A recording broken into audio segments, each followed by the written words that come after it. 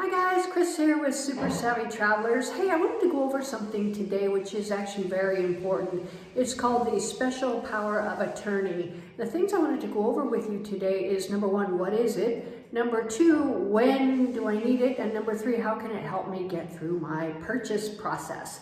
So the first thing is, what is a special power of attorney? And I think you're familiar with the power of attorney. Basically, you're giving somebody else the right to act for you in a certain circumstance. A special power of attorney gives the person who you assign the right to act on your behalf in the property transaction. You have to have a property already picked out, and it is only to act as your agent to act for you on that particular property. So if you don't have a property picked out, you cannot do a power of attorney. Secondly, when do I need it? Many times we do power of attorneys here with Super Savvy Travelers.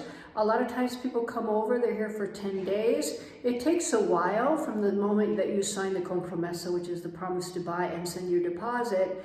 There's a few things that have to get done before you can actually go sign the act. These are things like the scheda catastale, which is the floor plans have to be submitted and they have to be verified, and we're declaring that they're correct and everything else. They become part of the act and the record. So those have to be updated and submitted. Also the APE, which is the energy statement, it is required to have that as well. Those are things that the sellers do, but it takes a while. It could take a good 30 days to get a scheda catastale done and submitted and ready to go. So obviously you're not going to be here for 30 days. You need somebody to sign on your behalf. And in those cases, it makes a lot of sense to get a special power of attorney to act for you.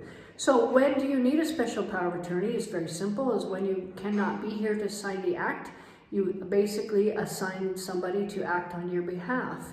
And how can it help you get through the property process? Well, again, if you're not going to be here and you want somebody to sign the act and collect your keys, you're going to have to do that. Now, how do we do that? There's a couple ways. If you're in the United States, you can actually do a special power of attorney, but there's a lot of steps to it, and it's a little bit of a pain because you have to get things translated, then translated back, and then you have to get an apostille, and then can you send it in and have it ratified.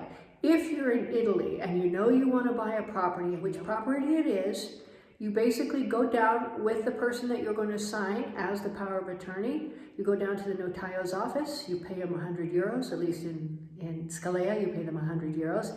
And the notario will write up the power of attorney, he will have it signed, and basically do all the legal stuff that needs to make it legal. So it's a pretty fast, I think it took us about 15 minutes today. Most of the time we spent down there was just waiting for him to be ready, which sometimes is a thing. But anyway, it's quick and easy, it's inexpensive, and it gives somebody else the power to act for you only on that transaction and to act in your best interest. So I hope that makes it clear. That is how you can use a special power of attorney when you're not going to be there to sign the act and collect your keys. So I hope this helps. See you soon.